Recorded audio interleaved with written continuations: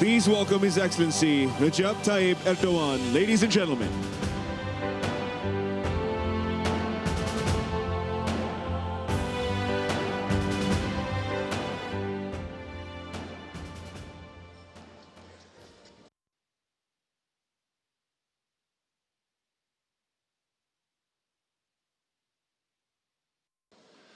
Saygıdeğer devlet ve Distinguished heads of states and governments, distinguished ministers, distinguished guests, ladies and gentlemen, I would like to salute you all with my most heartfelt emotions.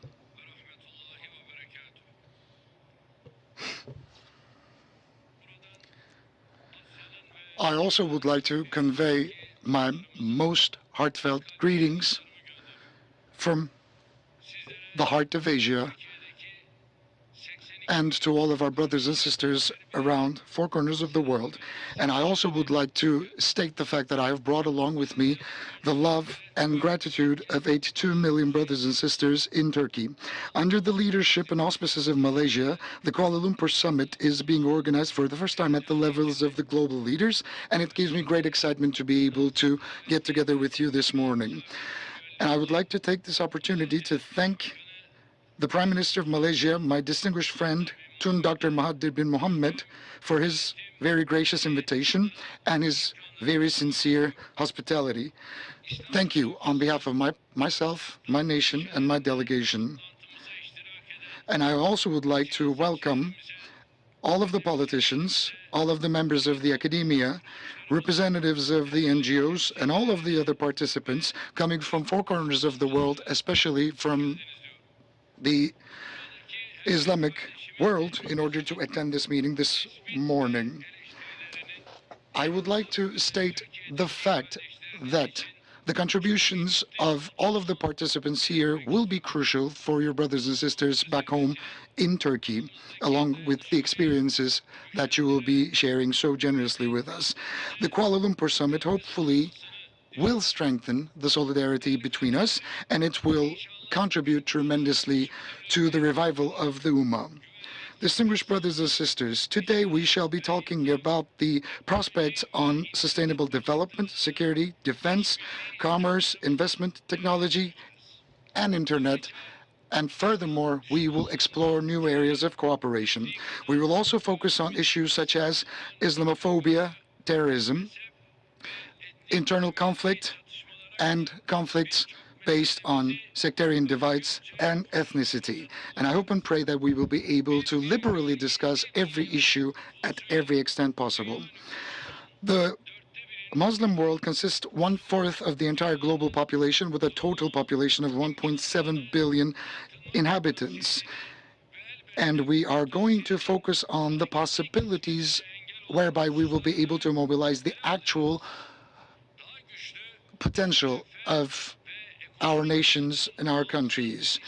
In order for a more prosperous and a more liberated Islamic world to emerge, all of our brothers and sisters will be sharing their vast experience and know-how with us. That's why I would like to in advance thank each and every one of you for your candor. I would like to reiterate once more here in your presence, because it's an issue which is close to my heart and which deeply concerns me at the same time. The outstanding challenge before platforms of this scale are their failure of actual implementation and execution of our commitments and pledges. For example, we haven't covered any distance forward vis-à-vis the Palestinian problem. And similarly, we still cannot stop our resources getting completely depleted by other hands, and we cannot stop the sectarian divides from getting provoked on a continuous basis, and that is just due to the fact that we remain indifferent. We are not weak, we are not feeble. On the contrary, we are very strong. There's no difference between us as the members of the Islamic world and the rest of the powers of the world. And let me state the fact that in all of the realms that you could consider, the Islamic world is ranking at even a higher level. Despite all of the riches that Allah bestowed upon us, despite all of the oil, all of our population, all of our natural resources, the vast majority of the Muslims are fighting in the grasp of famine, poverty, and ignorance. And in order for that to be eradicated once and for all, we have to look towards ourselves and start a self-criticism, because our holy book of Quran commands us to question ourselves. We cannot blame others for our failures. Whatever we have suffered as the Muslims in the last 2 centuries, it's just due to the fact that we have not came to terms with our failures, and we have yet opted out to blame others for our mistakes. The more we can implement and execute our pledges, the better we will lead change and transformation. And I hope and pray that the Kuala Lumpur Summit will be a turn of tide in that direction. Brothers and sisters, as a country located in the heart of Asia, Europe, and Africa, we are heavily impacted due to the incidents taking place in our proximity. Due to the conflict in Syria, more than 3.7 million Syrian brothers and sisters have fled oppression and tyranny and from the pressure of the terrorist organizations in order to seek refuge in our country. And we are taking full ownership of them. From Syria to Iraq, from Afghanistan to other parts of the world, we are currently sheltering millions of immigrants. And at the Kuala Lumpur Summit, I would like to state that I have just been to a meeting in Geneva, which was called the First Convention on Refugees, under the auspices of the United Nations, whereby I had pointed out to the suffering of the human race, especially in Syria and around our region. I have underlined the fact that we had to settle the disputes once and for all by taking a humanitarian approach towards the outstanding problems regarding the immigrants and the refugees. In every platform, in every meeting that we have been attending in the last decade or so, we have always been drawing the global attention to the humanitarian crises. We have always been stating the fact that the world order needs a new order to be resurrected based on justice and righteousness. The United Nations was established in the aftermath of the Second World War in order to defend the rights and the interests of the global powers. However, the Security Council of the United Nations is not representing 1.7 billion Muslims of the world, and I believe that the Security Council is way past its expiry date, because we depend on the words that will be coming out of the mouth of the 5 permanent seat holders. We have been the term presidents of the OIC for 3 terms, and I believe our agendas will have to be revived and will have to be revised. This is a fact that we have always been talking about during our tenure as the term presidents of the OIC, but we cannot suffice by talking. We cannot suffice by identifying our problems. We have been closely monitoring the decisions that we had made in order to ensure its execution. In the face of the harassment of the Israeli authorities, we have always been fighting back in order to preserve the dignity of our Palestinian brothers and sisters. From Turkestan to Arakan, to Yemen, Libya, and Syria, we have always reacted against injustice in order to mobilize the actual potential of the Islamic world and in order to increase our potential trade volumes and revive our economic development and further strengthen our cooperation in the field of technology and finance. We had undertaken significant projects. And for the first time in the entire history of the OIC, we had organized the high-level public and private sector investment conference, along with the Social Development Ministers Conference in our country. However, in this day and age, we are still suffering from the indifference and the silence of the Islamic world. And we have been significantly disturbing the global powers who have been complaining about our stance, because they have been benefiting from the fragmented structure of the Muslims until so far. And they wanted to reign us through terrorism and through street protests. And they have used their terrorist organizations, such as the Fethullahists, in order to deviate us from our path. And they have been using their media outlets in order to attack primarily myself and other Turkish authorities. They have been deploying thousands of trucks filled with heavy artillery and weaponry in order for them to be handed out to terrorists. And they wanted to silence Turkey, both internally and externally, and they wanted to stop us and deviate us through terrorism, through failed coup and economic terrorism. However, we've never retreated nor surrendered. Thanks to Allah, we have never bowed before them. The more they try to silence us, the stronger we talk about Palestine, Gaza, Arakan, Libya, Somalia, and Syria. The more we attack us, the more vocal we become, and we become even stronger in order to state that the world is greater than five. The more they try to divide us, the more they try to fragment us, we embrace our fraternity even further. And contrary to their efforts in order to legitimize terrorism, without any discrimination whatsoever, we are fighting back all forms of terrorist organizations.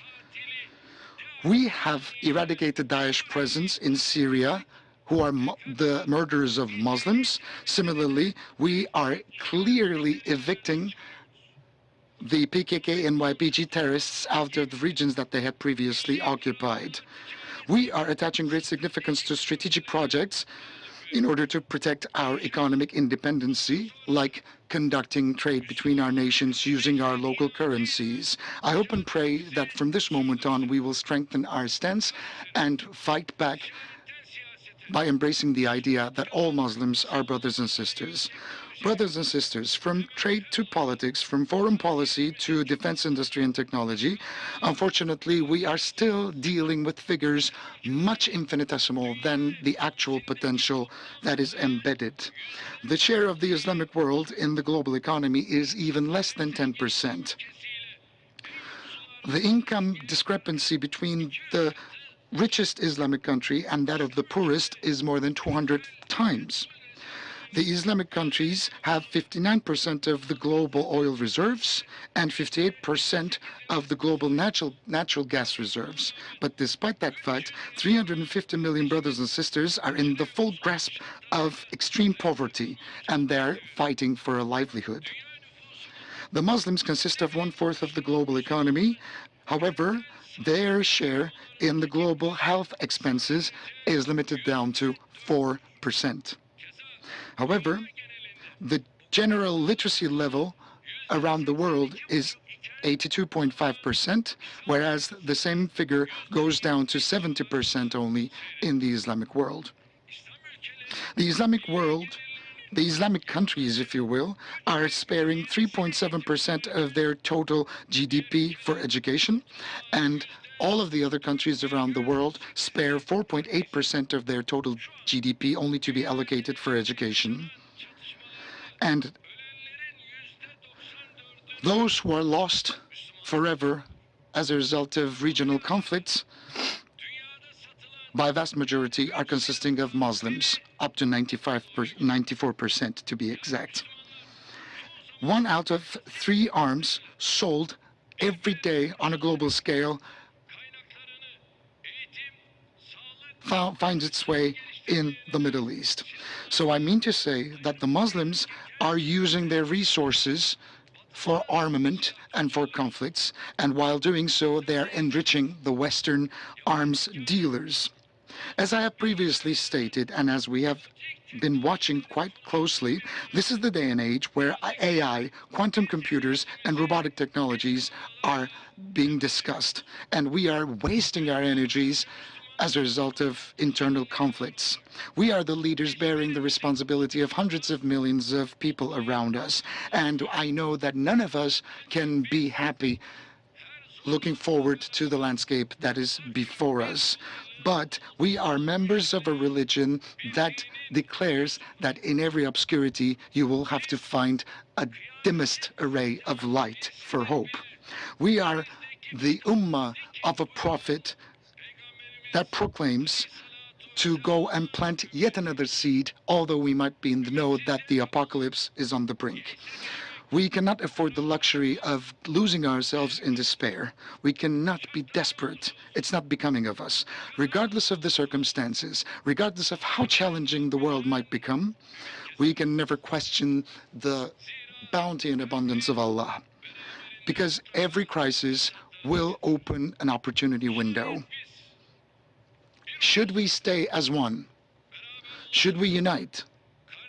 Should we remain brothers and sisters? And should we focus on the future instead of going backwards? The doors of abundance will open wide ahead of us. Let's not forget, we will find abundance and salvation in unity. However, we will get lost in vain in the hands of divisions. Instead of talking about the problems on a continuous basis, we have to focus our efforts in finding settlements for the disputes once and for all. We have to attach significance to the projects that will mobilize our actual potential, and we need to complement one another. We have to further profound our cooperation in the field of defense, energy, advanced technology, and finance, which are strategic areas for further solidarity. We have to focus more and more on conducting trade with our local currencies. We have to be more charitable. We have to become even further philanthropists. And we have to stop waste from occurring in all of our nations. And there are many steps that we can jointly take forward, from environmental pollution to health and tourism. I hope and pray that in the latter phases of this meeting, we will be sharing with you the concrete solutions to the prospective problems that we all suffer from. May Allah protect us from the divisions and bestow upon us the light of the Holy Quran, and we may remain on the path of our Prophet Muhammad. And with these thoughts and commitments in mind, I would like to conclude my remarks and say that Kuala Lumpur summit will hopefully yield the most auspicious results for the entire human race. And I would like to thank for being such gracious hosts, especially my distinguished and august brother, the Prime Minister of Malaysia, Mahathir bin Mohamad. And I also would like to greet the entire nation of Malaysia. Thank you.